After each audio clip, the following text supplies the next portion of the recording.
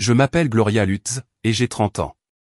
L'appel arrive un mardi après-midi alors que je suis à mi-chemin d'une revue de code, le curseur clignotant sur une requête d'extraction qui ne cesse de casser les tests.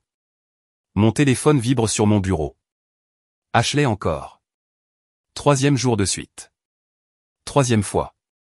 Je fais semblant de ne pas le voir. Je me dis que je suis professionnel, concentré, calme. En réalité, je rationne l'oxygène. À la 5e vibration, je m'éloigne dans le couloir, devant des murs abritant des équipes qui ont l'air plus reposées que je ne me sens. L'horizon à l'extérieur est une carte postale, ciel bleu intense, les dents de gratte-ciel de la ville captant la lumière. Je rappelle. Elle décroche presque instantanément. Enfin. Qu'est-ce qui se passe, H? J'ai besoin de parler. C'est important. Alors parle. Un souffle que je connais trop bien, comme si elle construisait une histoire à partir de fumée. On peut se retrouver pour un café ce soir? Ashley, s'il te plaît. Un silence s'étire. Alors je suis dans le pétrin. Financier. Un autre souffle. Oui. Combien? Je ne veux pas. Combien, Ashley? 1500 000. Le son dans le couloir disparaît comme si quelqu'un avait mis le bâtiment en sourdine. Je ferme les yeux. Carte de crédit. Oui. Sa voix devient faible. Ça s'est juste accumulé. La dette ne s'accumule pas par accident. Elle se hérisse. Tu n'as pas besoin de me faire sentir plus mal. Je ne te fais rien ressentir. Je demande ce que tu as acheté. Est-ce que ça a de l'importance? Oui. Des vêtements, quelques meubles, des dîners. Des trucs normaux. Normal. Le mot reste sur ma langue comme un défi. Le fil d'Ashley est un collage de flûtes à champagne, de couchers de soleil de voyage et de vidéos de déballage de sacs que je peux identifier rien qu'à leur motif. Elle travaille à temps partiel dans le commerce de détail. Son bail d'appartement existe parce que je signe à côté de son nom griffonné. Tu ne peux pas te permettre les minimums. Il me tue. Je me noie. Glo. Je déteste quand elle m'appelle Glo, comme si ce surnom était un levier. De quoi as-tu besoin? Un renflouement. Juste cette fois. Je te rembourserai. Ça y est. La vraie demande portant une robe empruntée appelée famille. Non. Un temps mort. Quoi?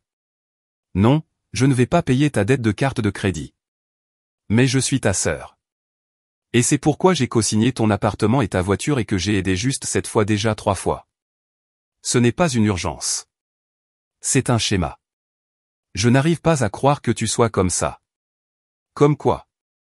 Froide. Responsable, dis-je. Et le mot pique pour nous deux. Maman a dit que tu aiderais.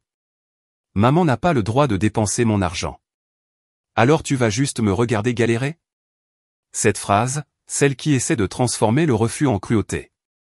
Je vais te regarder apprendre, H. Il y a une différence. Tu es tellement. Elle coupe l'appel avant que la phrase ne décide de ce qu'elle veut être.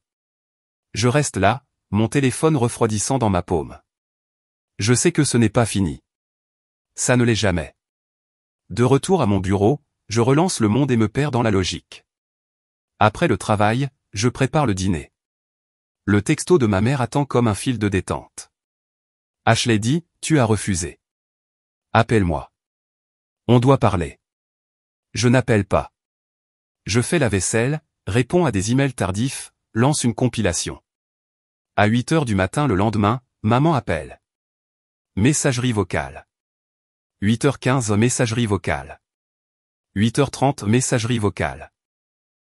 À 8h45, le numéro de papa rejoint la parade. Au déjeuner, mon chef se penche dans l'embrasure de la porte. Tu as 1 minute? Bien sûr. L'entreprise ouvre un nouveau bureau à Seattle. Ils veulent quelqu'un de senior pour les aider à le mettre en place. Chef d'équipe, large champ d'action, véritable voie vers le haut. Intéressé?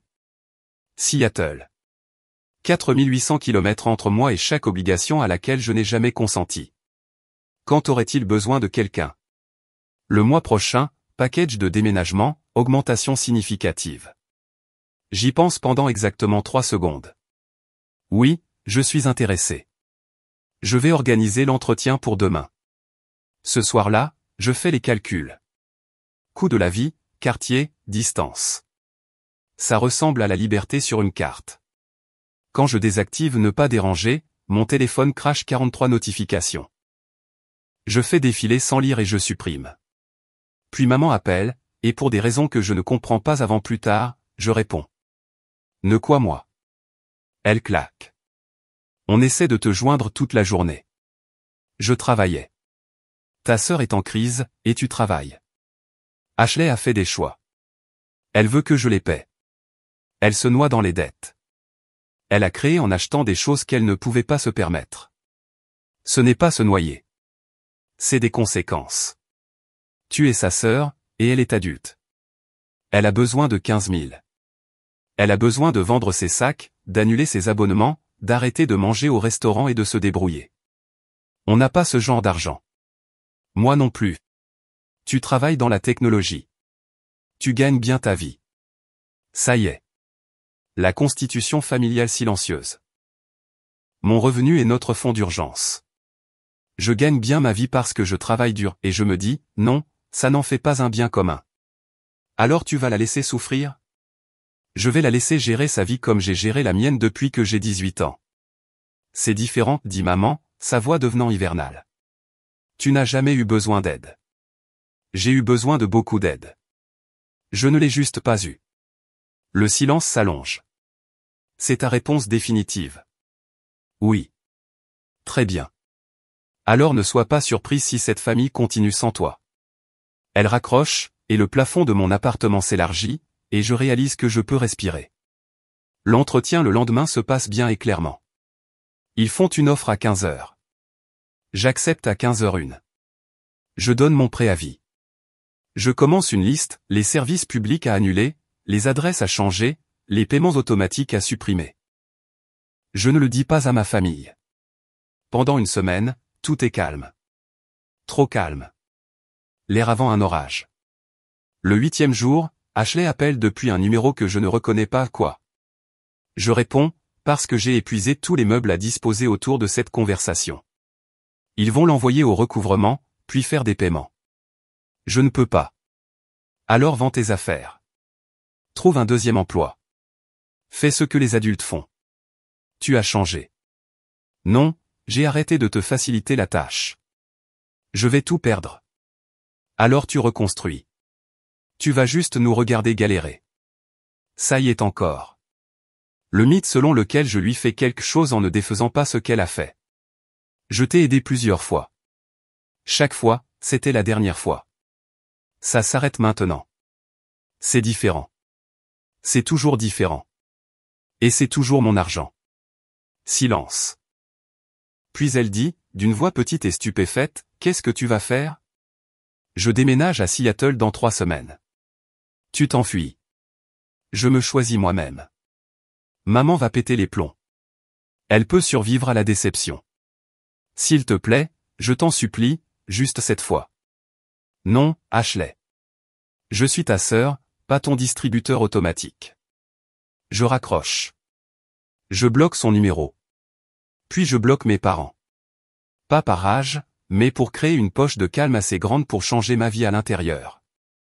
2 heures plus tard, ma boîte de réception sonne. Objet, dernier avertissement. Si tu n'aides pas ta sœur avec cette dette, tu perdras cette famille. 15 000 $ ou c'est fini. Tu as 24 heures pour te décider. Je le lis 2 fois, puis je commets un acte de rébellion silencieuse qui ressemble à la sainteté. Je me connecte à ma banque et j'annule le virement mensuel que j'envoie à ma mère depuis des années. 600 $. Chaque mois, près de 21 000 $ en 3 ans. Puis j'appelle la banque pour me retirer en tant que cosignataire de la voiture d'Ashley. Ils expliquent le chemin, refinancer à son nom ou reprise de possession. Et si elle ne peut pas refinancer? Alors la voiture sera reprise. Parfait. J'envoie à Ashley un dernier email, 30 jours pour refinancer la voiture et l'appartement, sinon je déclenche la reprise de possession et une libération de cosignataire. Gère tes affaires ou tu les perds. Cette nuit-là, je dors mieux que je ne l'ai fait depuis des mois. L'après-midi suivant, mon colocataire frappe. Ta famille a appelé la ligne fixe 10 fois. Dis-leur que j'ai déménagé hier. Tu déménages dans 3 semaines. Ils n'ont pas besoin de cette information. À 16 heures, quelqu'un frappe à ma porte comme si elle lui devait de l'argent. Je ne bouge pas, je sais que tu es là. La voix d'Ashley craque dans le couloir.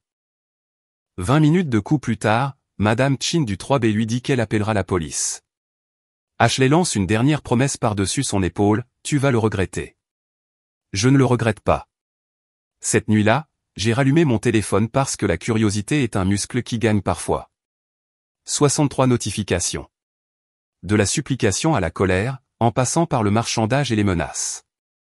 Les étapes du deuil, sauf que personne n'est mort. Juste l'accès. Un email de papa attire mon attention. Objet, déçu. Nous t'avons mieux élevé. La famille prend soin de la famille. Si tu vas à Seattle sans aider, ne te donne pas la peine de rester en contact. Nous n'aurons pas une fille qui nous abandonne. Je ris. Sèchement. Sans humour.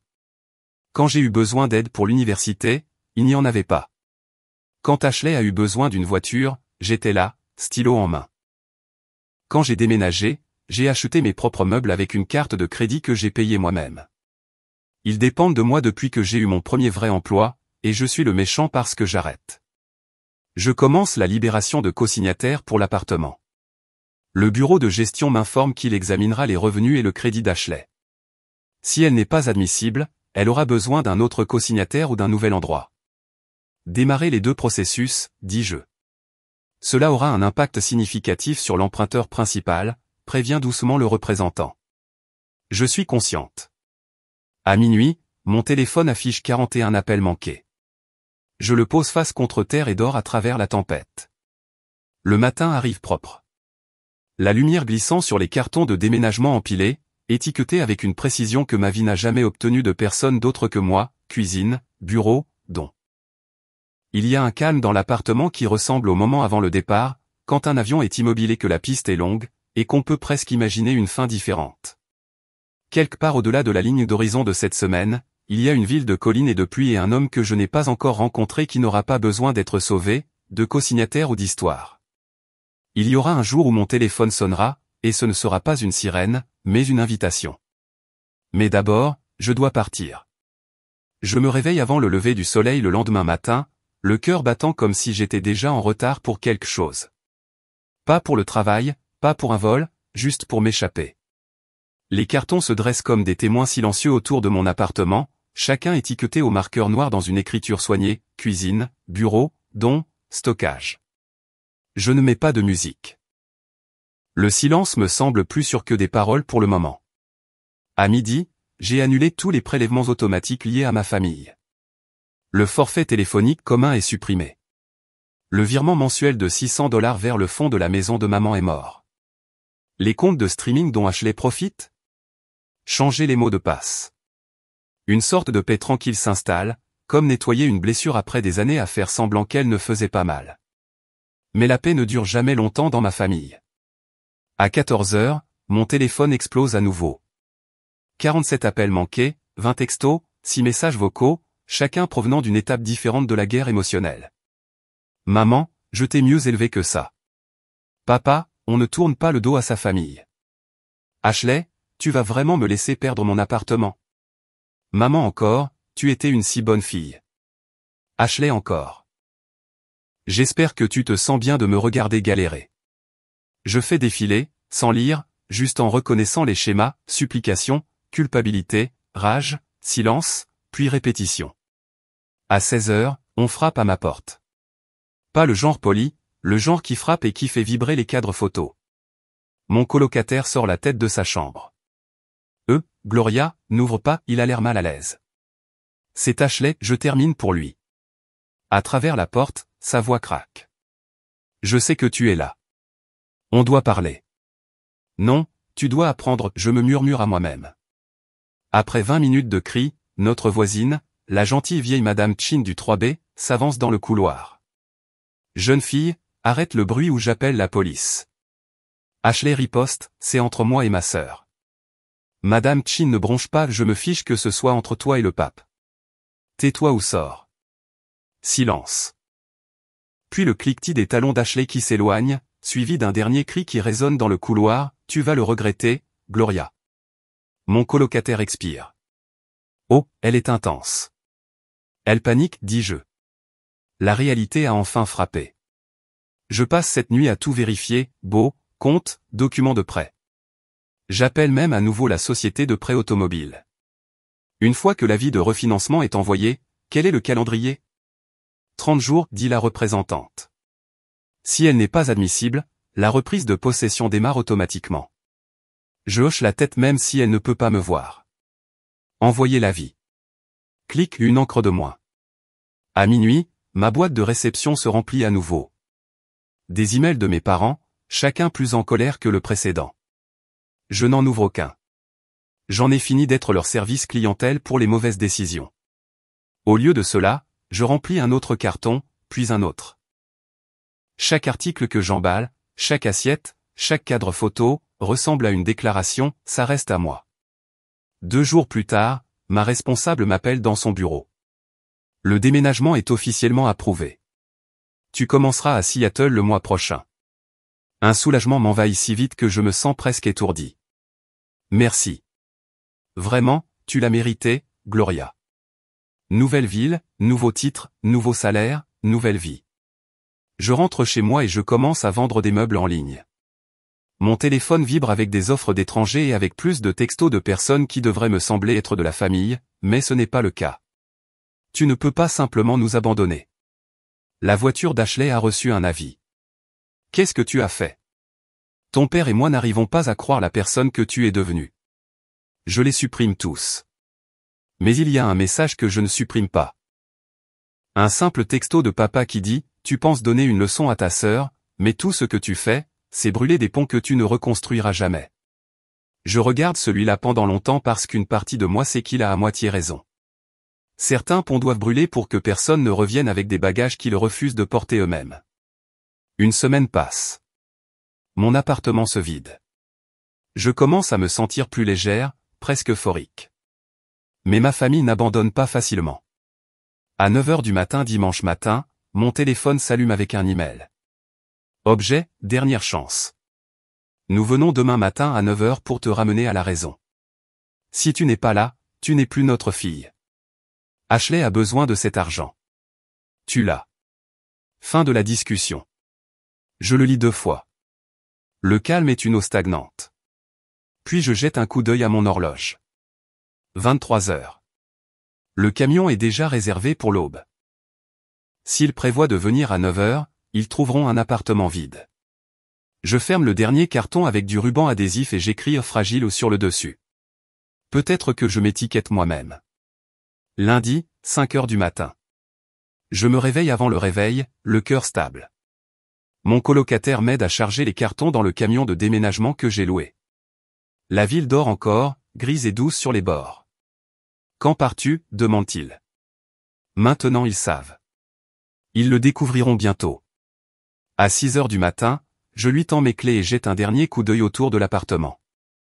Merci pour tout, lui dis-je. Bonne chance, Gloria, dit-il doucement. Tu mérites mieux que ce que c'était. Je souris. Ouais, je le mérite. La sortie de la ville est surréaliste. Des kilomètres d'autoroute qui se déroulent sous moi, le ciel passant lentement de l'encre à l'or. À 6h47 du matin, mon téléphone commence à vibrer, maman, puis papa, puis Ashley, encore et encore. Je ne réponds pas. À 9h15, un texto de mon colocataire, ta famille s'est présentée. Je leur ai dit que tu étais parti tôt. Ta mère a commencé à pleurer. Ton père a crié. Ils sont toujours dehors en train de se disputer. Je réponds, merci de couvrir. N'importe quand. Bonne chance à Seattle. À midi, je m'arrête dans une aire de repos quelque part en Pennsylvanie. Mon téléphone affiche 47 appels manqués. Je fais une capture d'écran, non pas par dépit, mais comme preuve que je n'ai pas imaginé le bruit. Preuve que s'éloigner n'était pas de la lâcheté, mais de la survie. Puis j'éteins le téléphone. Les 2 jours suivants se confondent, café, ligne d'autoroute, motel, silence. Le genre de silence qui est lourd au début, puis guérisseur. Quand l'horizon de Seattle se dresse enfin au loin, humide, gris, vivant, je ressens quelque chose que je n'ai pas ressenti depuis des années, la paix. Je décharge mes cartons dans un petit appartement meublé, organisé par l'entreprise. L'espace sent la peinture et la possibilité. Cette première nuit, je ne déballe rien. Je reste juste près de la fenêtre, à regarder les lumières scintiller sur l'eau. Pas de message, pas de culpabilité, pas de dette familiale planant au-dessus de ma tête. Juste moi. Pour la première fois de ma vie, cela me semble suffisant. Seattle pleut enfin, fils d'argent qui ne s'arrête jamais tout à fait. 3 semaines plus tard, je commence à aimer le son. Pas la pluie elle-même, mais ce qu'elle signifie, le calme, la distance, la liberté déguisée en bruine. Le travail est différent ici. Plus propre. Mon nouveau bureau donne sur le port. Et pour la première fois depuis longtemps, je n'ai pas l'impression de m'excuser constamment d'exister. Ma responsable me présente à l'équipe comme notre nouvelle développeuse senior, celle qui tient ses promesses. Ce mot promesse touche un air parce que pendant des années, chaque promesse que j'ai faite à ma famille était assortie d'un astérisque invisible, jusqu'à ce que vous ayez besoin de plus. 2 mois passent. Je remplis mes week-ends de promenades à travers Pike Place Market, de rendez-vous café avec des collègues, de dîner tranquille seul. J'achète mon premier parapluie qui n'est partagé avec personne. Puis, un samedi matin, alors que j'attends un latte, un étranger s'appuie sur le comptoir à côté de moi. Vous avez l'air de quelqu'un qui mémorise sa liste de choses à faire, dit-il. Je jette un coup d'œil. Grand, soigné, cheveux foncés, yeux foncés qui remarquent trop de choses. Il sourit, mais pas de cette manière étudiée, du genre, prends ce que tu peux avoir. Peut-être que oui, dis-je. Est-ce un crime? Pas à Seattle, mais c'est une tragédie si cette liste n'inclut pas de plaisir. Je ris malgré moi. Vous êtes détective, ou juste un fouineur professionnel? Ni l'un ni l'autre. Juste observateur. Je suis Daniel Hart. Gloria. Il sourit. Enchanté de vous rencontrer, Gloria qui a besoin de s'amuser. Nous parlons pendant 5 minutes qui s'étirent en 40. Il est dans le marketing. Même immeuble que moi. Différents étages. Il me dit qu'il a déménagé ici il y a 1 an après avoir mis fin à une relation de 5 ans. Elle voulait un partenaire qu'elle puisse réparer, dit-il en haussant les épaules. Il s'avère que j'étais son projet, pas sa personne. Il y a quelque chose dans cette phrase qui me colle à la peau. Un miroir silencieux de tout ce que j'ai vécu. Quand nous nous séparons, il dit, si jamais vous voulez un guide touristique qui sait quels cafés ne font pas payer trop cher aux touristes. Je prends la serviette sur laquelle il écrit son numéro. Je vais garder ça à l'esprit. Les semaines passent. Nous commençons à échanger des textos. Le déjeuner se transforme en dîner. Le dîner se transforme en rire qui ne semble pas transactionnel. Daniel ne me demande pas de le réparer, de le financer ou de le secourir. Il écoute, tout simplement. Un soir, alors que nous sommes assis au bord de l'eau, il demande, vous gardez toujours un mur comme ça? Je lève un sourcil. Mur? Oui, vous écoutez plus que vous ne parlez. On dirait que vous attendez que quelqu'un utilise ce que vous dites comme une arme. Je laisse échapper un petit rire. Vous n'avez pas tort. Une vieille relation, devine-t-il. Une vieille famille, je corrige. Il hoche lentement la tête, sans insister, juste en comprenant. Ce soir-là, je vérifie mon téléphone avant de me coucher, et il est là. Un email d'une adresse que je n'ai pas vue depuis 3 mois. Objet, s'il vous plaît. Mon estomac se serre. Je l'ouvre. Gloria, ta sœur est en train de tout perdre. Sa voiture a disparu. Son appartement est le prochain. Tu crois que tu lui donnes une leçon, mais tu détruis cette famille. Nous t'avons toujours soutenu, et maintenant, quand nous avons besoin d'aide, tu disparais. 15 000 $ n'est pas grand-chose pour quelqu'un comme toi. Aie du cœur, maman. Je le fixe, lisant entre chaque ligne. Aie du cœur signifie donne-nous ton portefeuille. Nous t'avons soutenu signifie que nous nous sommes attribués le mérite de ton indépendance. Je ferme l'ordinateur portable. Je ne répondrai pas. Mais la culpabilité est un fantôme avec un timing parfait. Elle me suit dans mon sommeil, me chuchotant le même mensonge avec lequel j'ai été élevé, la famille d'abord, même si cela te coûte la paix. Au travail le lendemain, ma responsable s'arrête à mon bureau. Gloria, une petite question. Que pensez-vous du leadership? Je cligne des yeux. Le leadership? Elle sourit. L'entreprise élargit l'équipe de Seattle. Nous avons besoin de quelqu'un pour superviser la branche infrastructure. C'est un grand pas en avant. Autorité budgétaire. Équipe de 8 personnes. Augmentation de salaire. Quand est-ce que ça commencerait? Le mois prochain. Vous l'avez mérité. Je réussis à esquisser un vrai sourire pour la première fois depuis des semaines. Je suis partante. Elle acquiesce. Nous allons officialiser la chose. Ce soir-là, Daniel et moi fêtons ça avec de la cuisine thaï et trop de rire. Il lève son verre aux limites qui sont payantes. Je ris. Tu fais sonner ça comme un TED Talk. Peut-être que ça devrait l'être. Les gens ne parlent pas assez du prix à payer pour être la personne responsable. Je le fixe. Comment es-tu devenu aussi conscient de toi-même? Il sourit. Mauvais ex, tu te souviens? Elle m'a appris la valeur de dire non. Son ex-petite amie. Je réalise, celle qui a vidé ses économies, épuisé sa patience, et lui a quand même fait se sentir coupable de l'avoir quitté. Il avait mentionné son nom une fois, Mara. Maintenant, je comprends. Il comprend mon histoire parce qu'il a vécu une version de celle-ci. Plus tard ce soir-là, de retour dans mon appartement, j'ai finalement rouvert mon ordinateur portable. Nouvel email, cette fois de papa. Objet, d'homme à femme. Gloria, je ne vais pas te culpabiliser. Je veux juste te parler honnêtement. Tu as raison sur certaines choses. Nous avons permis à Ashley de faire n'importe quoi. Nous nous sommes trop appuyés sur toi. Mais tu as aussi tort. Nous ne sommes pas tes ennemis. Nous sommes tes parents. Ashley s'effondre et la regarder se débattre ne lui apprend rien. Ça la brise. Je ne te demande pas d'argent, juste des conseils. Aide-nous. Aide-la. Je le lis 2 fois. C'est le premier message depuis des années qui ne sonne pas comme une exigence. Juste une honnêteté lasse. Et c'est ce qui me défait. Je rédige une réponse. Je la supprime. Je la réécris encore une fois. Finalement, je m'arrête sur ceci, papa, j'apprécie l'honnêteté. Et tu as raison. Vous n'êtes pas mes ennemis, mais vous êtes responsable d'avoir permis à Ashley de faire n'importe quoi. Je ne peux pas réparer ça, et je ne vais pas payer pour ça. Si elle veut des conseils, elle peut m'envoyer un email elle-même. Pas d'argent, pas de cautionnement, juste des conseils. Si elle est sérieuse, je l'aiderai à faire un plan, mais elle doit faire le travail. Je ne suis plus le filet de sécurité de la famille. Je suis votre fille, pas votre plan de sauvetage. Je reste au-dessus de « Envoyer », puis je clique. Lorsque le bruit de l'email qui part s'estompe, je réalise que je tremble. Pas de peur, mais de soulagement. Daniel m'envoie un texto 1 minute plus tard. Tu vas bien? Oui, répondais-je. J'ai enfin dit la vérité à mes parents. Ça fait quoi?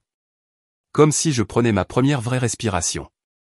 Je pose le téléphone et regarde par la fenêtre. De nouveau la pluie. Infinie, douce, purifiante. La ville bourdonne en dessous de moi, vivante et indifférente, et pour la première fois depuis des années, je n'ai pas l'impression d'être l'urgence de quelqu'un. 3 jours se passent avant que ça n'arrive. L'email arrive à 21h47 un jeudi. L'objet est si simple qu'il me serre la poitrine, objet. Je suis désolé. Il vient d'Ashley. Pendant 1 minute, je me contente de le fixer, mon curseur planant au-dessus du message non lu comme s'il était radioactif. Je m'attends presque à ce qu'il explose en un nouveau voyage de culpabilisation dès que je l'ouvre. Mais je clique. Gloria, je ne sais même pas par où commencer. J'ai été horrible avec toi. J'ai fait des choix stupides et je m'attendais à ce que tu les répares. Ce n'était pas juste. Papa m'a montré ton email. Tu as dit que si je voulais des conseils, je pouvais demander. Alors, je demande. Je ne demande pas d'argent, juste de l'aide pour savoir quoi faire. J'ai perdu ma voiture, mon appartement, mon travail. Je suis de retour dans la chambre d'amis de maman et papa. Je ne peux rien obtenir parce que mon crédit est en ruine. J'ai postulé à 50 emplois. Personne ne rappelle. Chaque fois que j'essaie de faire un plan, je panique. Si tu veux bien me parler une seule fois, j'apprécierais vraiment. Ashley. Pendant longtemps, je ne bouge pas parce que, enfoui sous tout ce bazar, je vois quelque chose de nouveau. Pas de manipulation, pas de performance, juste de la défaite. Je transfère l'email à personne parce qu'il ne reste plus personne à qui demander la permission. Puis j'envoie un texto à Daniel. Je peux te montrer quelque chose? Nous nous rencontrons ce soir-là chez moi. Des boîtes de plats à emporter entre nous. Il lit le message 2 fois. On dirait qu'elle a touché le fond, dit-il.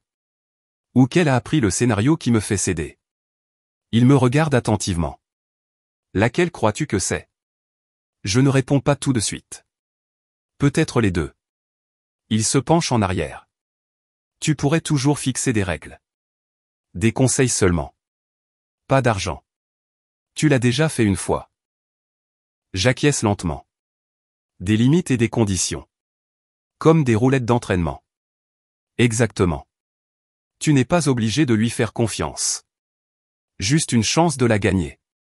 Ce soir-là, j'écris à Ashley, nous parlerons une fois. Dimanche à 14h, heure du Pacifique. Appel vidéo. Pas de parents dans la pièce. Pas de voyage de culpabilisation. Pas de supplication. Si tu veux de vrais conseils, je t'en donnerai. Pas d'argent. Pas de cautionnement, pas de sauvetage. Tu fais le travail, je te guide.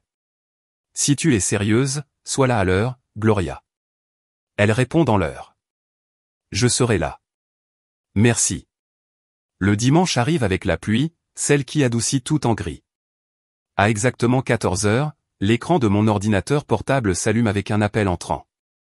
Ashley apparaît, plus mince, fatiguée, les cheveux tirés en un chignon désordonné. Ses yeux sont cernés de rouge. Salut, dit-elle, d'une petite voix. Salut, je réponds. Pendant quelques secondes, aucune de nous deux ne parle. Le silence est rempli de fantômes.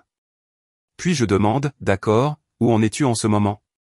Financièrement, pratiquement, émotionnellement? Elle expire. Fauchée, au chômage et terrifiée. C'est un bon point de départ, dis-je, parce que la peur est un carburant quand tu arrêtes de la laisser te paralyser. Nous parlons pendant 90 minutes. Je lui explique tout, vendre ses vêtements de marque en ligne, postuler à nouveau à des emplois de vente au détail, même si ce n'est pas glamour.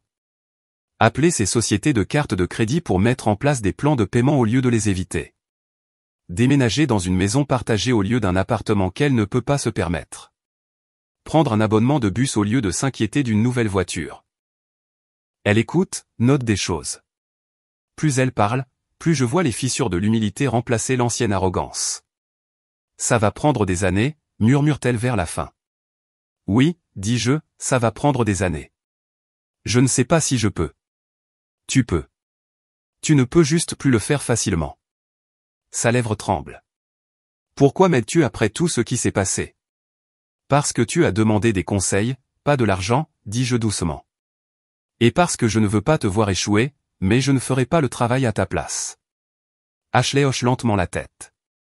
Je comprends. Bien. Prends de mes nouvelles une fois par mois. Montre-moi des progrès. Je continuerai à t'aider tant que tu seras sérieuse. Elle renifle. Merci. Ne me remercie pas, fais-le, c'est tout. Nous raccrochons. Lorsque l'appel se termine, je reste assise là à regarder mon reflet dans l'écran noir. Je ne me sens pas vengée. Je ne me sens pas triomphante, juste fatiguée. Daniel m'envoie un texto 1 minute plus tard. Comment ça s'est passé? Mieux que je ne l'espérais. Pire que je ne l'espérais. C'est un progrès, répond-il. Les progrès sont généralement les au début. Je souris à l'écran. Il a raison. Au cours des mois suivants, le rythme commence. Chaque appel vidéo devient moins une question de culpabilité et plus une question de croissance. Ashley trouve un emploi de vendeuse dans un centre commercial, vend la moitié de sa garde-robe, rembourse $3000 de dette, emménage dans une chambre qu'elle partage avec 2 autres filles, m'envoie des captures d'écran de ses feuilles de calcul budgétaire comme s'il s'agissait de photos de bébé. Chaque mois, elle semble plus forte, pas guérie, mais confrontée à la situation. Un soir, je suis sur le canapé quand Daniel lève les yeux de son livre. Tu penses parfois que tu vas les pardonner? Qui? Mes parents. Oui. Je regarde par la fenêtre. La pluie semble interminable ce soir. Le pardon n'est pas le problème. La confiance l'est. Le pardon ne signifie pas rouvrir la banque. Il hoche lentement la tête. Pourtant, tu fais quelque chose d'incroyable. Tu prouves que les limites ne signifient pas l'indifférence. Je souris. On dirait que tu as répété ça. Je l'ai vécu, dit-il simplement. Et je réalise que nous sommes tous les deux des survivants de la même maladie. Le désir de plaire aux autres. Il avait une partenaire qui l'a drainé. J'avais une famille qui l'a fait. Et maintenant, nous apprenons ce que signifie aimer sans se perdre. Au 6e mois, Ashley me surprend. Je dois te dire quelque chose, dit-elle lors de notre appel. Maman et papa, ils ne vont pas bien. Je fronce les sourcils et je définis ne pas aller bien. Ils ont utilisé la plupart de leurs économies pour m'aider avant que tu ne les coupes. Ils ont du retard sur les factures maintenant. Je ne te demande pas de les aider. Je pensais juste que tu devrais le savoir. Je me fige. Pourquoi me le dire? Parce qu'ils ne le feront pas. Ils sont trop fiers. Mais c'est grave, Glo. Et tu mérites de connaître toute l'histoire. J'acquiesce lentement, laissant ces mots s'installer. Est-ce qu'ils te demandent de me demander? Non, ils ne savent même pas que je dis ça. D'accord, je murmure. Merci d'être honnête. Nous terminons l'appel, mais la pensée ne me quitte pas. Ce soir-là, j'en parle à Daniel. Ils ont des difficultés, dis-je doucement.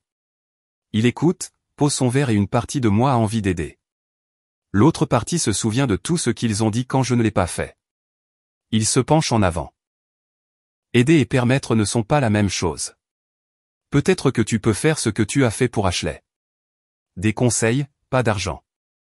Je soupire. Peut-être. Parce que pour la première fois, je réalise que je ne réagis plus par culpabilité. Je choisis à partir de la force. Et ça change tout. Une semaine après la confession d'Ashley, je fais quelque chose que je n'ai pas fait depuis presque un an. Je débloque l'email de mon père. La boîte de réception sonne en quelques minutes comme si elle attendait que la porte s'ouvre. Je tape lentement.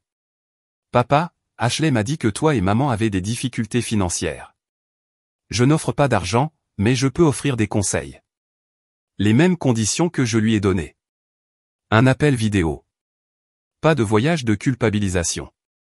Pas de manipulation émotionnelle. Pas de après tout ce que nous avons fait pour vous, juste de l'honnêteté et des solutions. Fais-moi savoir si vous êtes intéressé, Gloria. Il répond plus vite que je ne le pensais. J'accepte. Merci. Nous fixons l'appel au dimanche soir. Quand son visage apparaît à l'écran, il a l'air plus âgé. Pas seulement l'âge, mais l'épuisement. Le genre qui vient de courir sur le même tapis roulant pendant des décennies. Maman est assise à côté de lui, les bras croisés, sur la défensive avant que je n'ai dit un mot. J'apprécie que vous preniez tous les deux ça au sérieux, je commence. Mais si vous voulez que ça aide, vous devez tout me dire. Pas d'enjolivement. Papa expire. Bien. Nous sommes en retard sur l'hypothèque. Quelques cartes de crédit sont à découvert. Les prêts automobiles sont en retard. Nous avons utilisé la plupart de nos économies en essayant d'aider Ashley avant que tu ne partes. Puis elle a perdu son appartement. Et maman interrompt. On ne pouvait pas la laisser sans abri, Gloria. Je ne juge pas ça, dis-je uniformément. Mais je dis que vous ne pouvez pas réparer les problèmes de quelqu'un d'autre en créant les vôtres. Papa hoche faiblement la tête. Nous savons. Nous pensions juste que ce serait temporaire. La dette l'est rarement, je réponds. Je leur explique tout. Vendre la deuxième voiture et se contenter d'une seule. Refinancer l'hypothèque avant que la banque ne le fasse à leur place.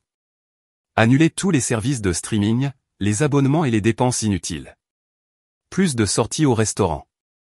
Plus de cadeaux pour Ashley. Plus de prêts à personne. Le visage de maman se durcit. Tu fais sonner ça si facilement. Ce n'est pas facile, dis-je doucement. C'est la survie. Vous ne pouvez pas continuer à faire semblant que tout va bien alors que la maison brûle. Elle détourne le regard. Pour la première fois depuis des années, elle ne discute pas. Papa s'éclaircit la gorge. Est-ce que tu vas prendre de nos nouvelles comme tu le fais avec Ashley? J'hésite. Une fois par mois, pendant 6 mois. Après ça, vous êtes seul. Même règle. Pas d'argent, pas de culpabilité, juste des progrès. Il hoche la tête. Marché conclu. Quand l'appel se termine, je me penche en arrière et regarde mon reflet. Quelque part en cours de route, je suis devenu l'adulte dans une famille d'enfants. 1 mois plus tard, lors d'un de nos bilans, papa admet qu'ils ont vendu la voiture et ont commencé à cuisiner à la maison. Maman dit même, nous avons annulé Netflix. Ça me manque, mais nous allons nous débrouiller. Progrès. Petit, mais réel. Ashley se joint à l'un des appels. Tout sourire. Devinez qui vient de faire son 5e paiement de dette à temps. Devinez qui est fier d'elle? Je réponds du tac au tac. Pendant un moment, l'écran se remplit de quelque chose qui ressemble presque à une famille. Pas parfaite, pas guérie, mais humaine. Pendant ce temps, ma vie à Seattle s'épanouit tranquillement. Le travail bourdonne comme une machine bien huilée. La nouvelle équipe d'infrastructure prospère. Et Daniel, stable, gentil, est devenu l'ancre calme de ma tempête. Un vendredi soir, alors que nous préparons le dîner ensemble, il dit, « Alors, il y a eu un truc au travail. » Je jette un coup d'œil. Bien ou mal? Bien. Je pense qu'ils vont ouvrir une branche sur la côte est, à New York. Ils m'ont offert un poste de directeur artistique. Ma poitrine se serre. C'est énorme. Il hoche la tête. C'est vrai, mais ça implique de déménager. Oh. Il m'observe pendant un instant. Avant que tu ne paniques, je n'ai pas dit oui. Tu as construit quelque chose d'incroyable ici. Je ne te demanderai jamais de tout laisser tomber. J'avale difficilement. Qu'est-ce que tu veux? Il sourit faiblement. Pour une fois, je ne veux pas prendre la décision seul. Je veux la prendre avec quelqu'un.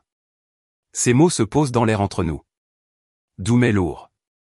L'exact opposé de ce avec quoi j'ai grandi. Ce week-end-là, je reçois un email de mon patron. Objet, opportunité d'expansion. Ils ouvrent également un bureau sur la côte est. Ils veulent quelqu'un d'expérimenté pour le diriger. Un poste de vice-président, une relocalisation, une prime à 6 chiffres, une visibilité au sein de l'entreprise, tout ce que je pensais vouloir. Quand j'en parle à Daniel, il rit doucement. Donc, en gros, on nous a offert le même marché. Apparemment, dis-je, le monde a le sens de l'humour. Nous passons des heures à en parler. Argent, croissance, famille, avenir. Finalement, il demande, qu'est-ce que ton instinct te dit?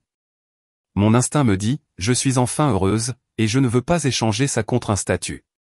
Il sourit. Alors ne le fais pas facile à dire pour toi. J'ai refusé le mien ce matin, admet-il. Seattle est ma maison maintenant à cause de toi. Je cligne des yeux. Tu as fait quoi? Il hausse les épaules. Tu m'as dit une fois, les limites sont de l'amour déguisé. Eh bien, voici le mien. Je choisis ici. Quelque chose en moi change. La dernière pièce d'armure que je ne savais pas porter s'effondre. Quelques semaines plus tard, lors d'un appel de suivi, papa dit, nous avons refinancé, vendu la voiture. Nous sommes en train de nous rattraper. Maman ajoute doucement, c'est difficile, mais nous le faisons, et je suis désolé, Gloria, pour tout. C'est maladroit et réel et brut, le genre d'excuse qu'on ne reçoit pas souvent. J'avale la boule dans ma gorge. Merci. Ashley sourit à travers l'écran. On dirait que nous apprenons tous du même professeur. Ne me donnez pas trop de mérite, dis-je, vous avez fait le travail. Pourtant, elle dit, vous nous avez donné la carte. Ce soir-là, Daniel et moi nous promenons sous la bruine du centre-ville. Je n'arrive pas à croire à quel point ils ont fait du chemin, j'admets. Parce que tu as arrêté de les porter, dit-il. Les gens ne grandissent pas quand quelqu'un d'autre continue de les rattraper. Je lève les yeux vers lui. Tu sais, si je t'avais rencontré il y a 5 ans, j'aurais probablement essayé de te réparer. Il sourit. Et je t'aurais laissé faire. Heureux que nous nous soyons rencontrés maintenant. Il prend ma main alors que nous traversons la rue, les phares scintillant sur le trottoir mouillé. Pour une fois, je ne suis pas la gardienne, la pourvoyeuse, la responsable, juste moi. Et pour la première fois, c'est suffisant.